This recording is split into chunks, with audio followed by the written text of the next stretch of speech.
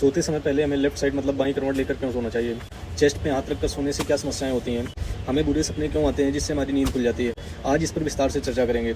जब हम बाईं ओर करवट लेकर सोते हैं तो पेट और पेट का एसिड हमारे खाने वाली नली मतलब फूड पाइप के नीचे रहती है, जिससे सीने में जलन और पाचन संबंधी गड़बड़ी कम हो जाती है। जब आप बाईं करवट लेकर सोते हो तो आपका खाना कुछ समय के लिए पेट में रहता है और पेट में HCl मतलब हाइड्रोक्लोरिक एसिड होता है, जो खाने को सॉफ्ट करता है और आपके खाने में जो खराब मतलब गलत बैक्टीरिया चले गए हैं उसके लिए लिंगुअल लाइपेज एंजाइम को एक्टिवेट करके एसिडिक वातावरण बनाता है, जिस वातावरण में बैक्टीरिया अपने आप मर जाते हैं।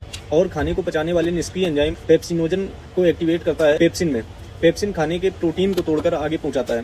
पेट में रुकने से खाना 15 से 20% डाइजेस्ट हो जाता है और पेट के एसिडिक वातावरण के कारण सॉफ्ट भी हो जाता है। तो इस कारण हम यह कह सकते हैं कि आपके खाने को पेट पचाता है या फिर जो नहीं पचा पाता उसे आगे पचाने के लायक बनाता है। इसलिए हमें सोते समय पहले बाईं करवट में सोना चाहिए। दूसरी बात आती है कि चेस्ट पे हाथ रखने से क्या समस्याएं आती हैं। आपको बता दें, हमारे फेफड़े के ऊपर दिल होता है। जब हम सीधे होकर सोते हैं मतलब स्पाइन या पीठ के बल, तो हमारे फेफड़े की सांस लेने की क्षमता 15 से 20% तक कम हो जाती है। उसके बाद जब हम चेस्ट पे हाथ भी रख लेते हैं तो ये कमी और बढ़ जाती है। अब बात करें कि इस सिचुएशन में बॉडी क्या करती है। हमारे फेफड़ों के नीचे एक मसल होती है डायाफ्राम, इससे एक रिसेप्टर जुड़ा होता है सोलस ट्रैक्टस सोल्टोरियस का।